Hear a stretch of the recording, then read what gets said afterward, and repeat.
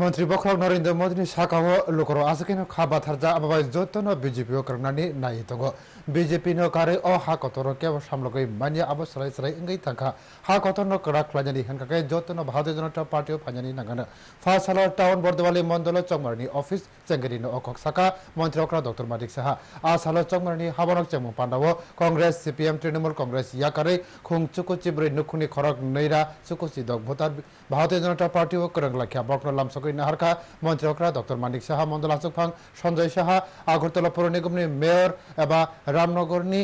by इलेक्शननि बातायनाय Deepak Majumdar corporator Ratna Dutta Sampa Chowdhury नखबैते गुबुननि रपो हैनो यांगो संगमारनि हाबानक चंगै रमानक केतंगै बीजेपी कमरकनि बिसिंगो बालाखि खाबा चलायमा नगजाखा